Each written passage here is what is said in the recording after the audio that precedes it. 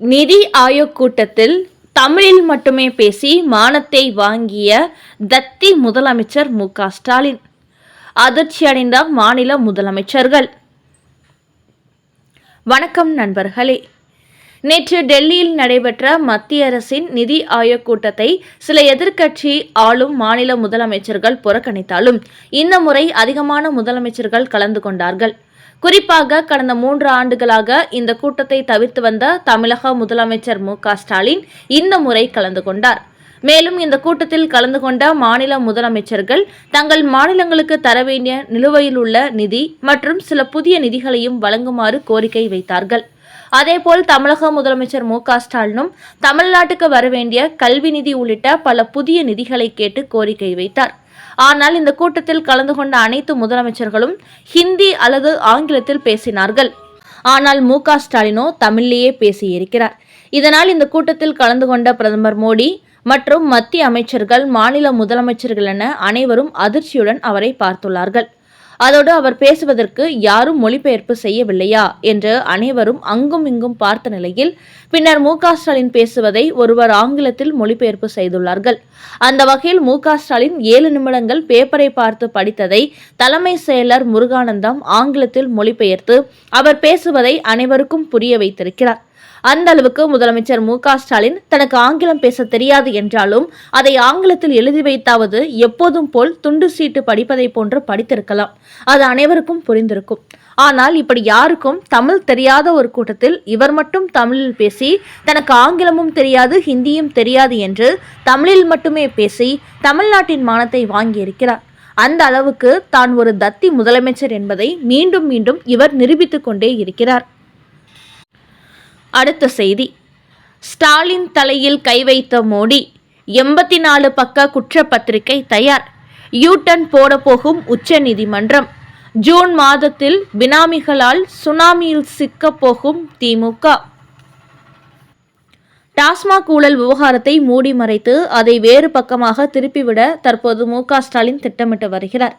அதாவது அதிமுக ஆட்சி காலத்திலிருந்தே டாஸ்மாகில் ஊழல் நடைபெற்றது. அந்த காலகட்டத்தில் பல பேர் மீது லஞ்ச ஒழிப்புத்துறை எஃப்ஐஆர் பதிவு செய்தார்கள். ஆனால் திமுக ஆட்சிக்கு வந்த பிறகு எந்த ஊழலும் நடைபெறவில்லை என்பது போன்று யார் மீதும் லஞ்ச ஒழிப்புத்துறை எஃப்ஐஆர் போடவில்லையா? அந்த அளவுக்கு திமுக ஆட்சி காலத்தில் கடுகளவு கூட ஊழல் நடக்காமல் மிக நேர்மையான ஆட்சி நடந்து வருகிறதா? அப்படித்தான் இன்றைய தினம் மு.க.ஸ்டாலின் ஒரு செய்தி வெளியிட்டு இருக்கிறார். அதில் என்ன குறிப்பிட்டு உள்ளார் என்றால், வருமான வரித்துறை, அமலாக்கத்துறை, சிபிஐ போன்ற துறைகள் திமுகவை போன்று எந்த ஒரு கட்சியும் குறிவைத்ததில்லை. அந்த அளவுக்கு எங்கள் ஆட்சியில் மட்டும்தான் ஊழல் நடப்பது போன்று குறிவைத்து தாக்குகிறார்கள். தற்போது அமலாக்கத்துறை டாஸ்மாகில் ரெய்டு நடத்துகிறது என்றால் அதற்கு காரணம் அதிமுக ஆட்சியில் நடந்த டாஸ்மாக் முறைகேடுகள் தான். அந்த காலகட்டத்தில் தான் அதிகப்படியான எஃப்ஐஆர்களை லஞ்ச ஒழிப்புத்துறை பதிவு செய்திருக்கிறது. அப்படி இருக்கும்போது யாரோ ஒருத்தர் செய்த தவறுக்காக நாங்கள் ஏன் அதற்கு பலியாக வேண்டும்? எங்கள் ஆட்சியில் யாரும் ஊழல் செய்ததாக லஞ்ச ஒழிப்புத்துறை எஃப்ஐஆர் பதிவு செய்யவில்லை. அந்த அளவுக்கு நாங்கள் ஒரு நேர்மையான ஆட்சி செய்து கொண்டிருக்கிறோம் என்பதையே இது வெளிப்படுத்துகிறது. ஆனால் அமலாக்கத்துறையோ அதிமுகவை விட்டுவிட்டு எங்களையே துரத்துகிறது. அதனால்தான் உச்சநீதிமன்றத்தின் மூலம் நாங்கள் தடை உத்தரவு வாங்கியிருக்கிறோம். திமுக எந்த தவறும் செய்யவில்லை என்று உச்சநீதிமன்ற நீதிபதியே நம்புகிறார். அதனால்தான் அமலாக்கத்துறைக்கு அவர் தடை போட்டுள்ளார்.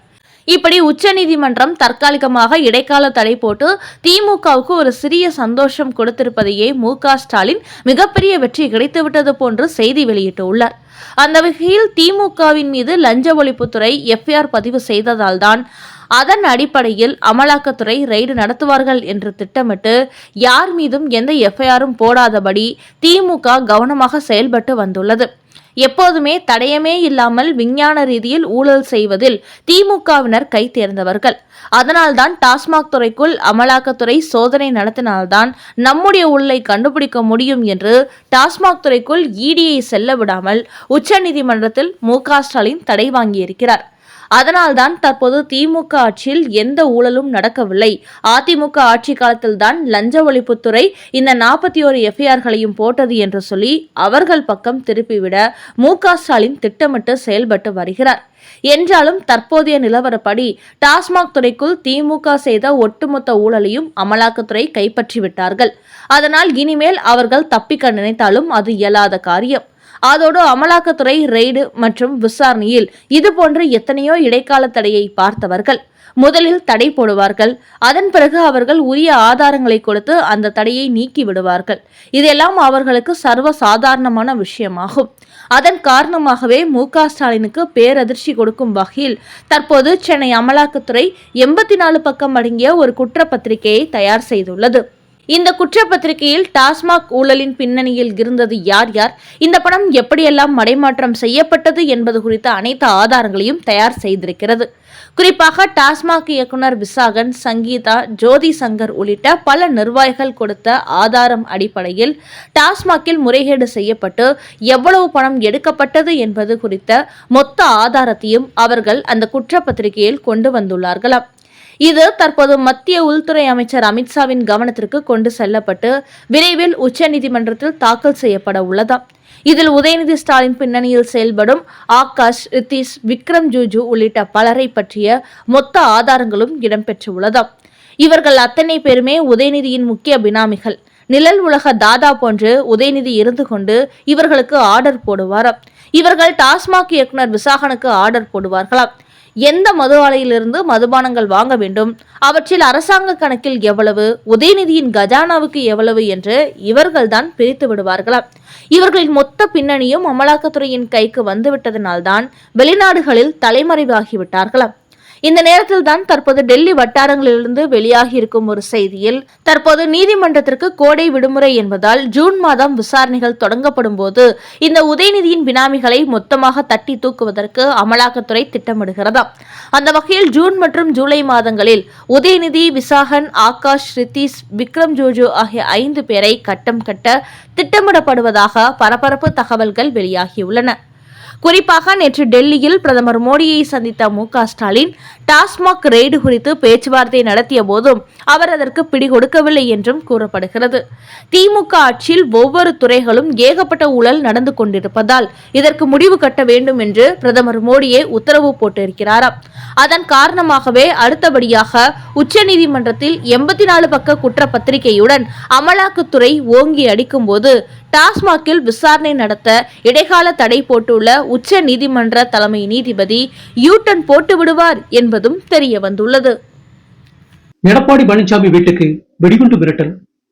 கடந்த சில தினங்களுக்கு முன்பு அதிமுகவின் மாஜி அமைச்சர் எஸ்.பி. வேலுமணியின் வீட்டுக்கு வந்த ஒரு கடிதத்தில் 1 கோடி ரூபாய் தர வேண்டும், இல்லை என்றால் எஸ்.பி. வேலுமணியை வெடிகுண்டு வீசி கொன்றுவிடுவோம் என்று மர்மர் அவர்கள் மிரட்டல் விடுத்திருந்தார்கள். இந்த நிலையில் இன்று அதிமுகவின் பொதுச் செயலாளர் எடப்பாடி பழனிசாமியின் சேலம் வீட்டுக்கும் ஒரு வெடிகுண்டு மிரட்டல் வந்திருக்கிறது. அதையடுத்து வெடிகுண்டு நிபுணர்கள் மோப்ப நாயுடன் விரைந்து சென்று சோதனை நடத்தியுள்ளார்கள். ஆனால் வெடிகுண்டு எதுவும் சிக்கவில்லையாம்.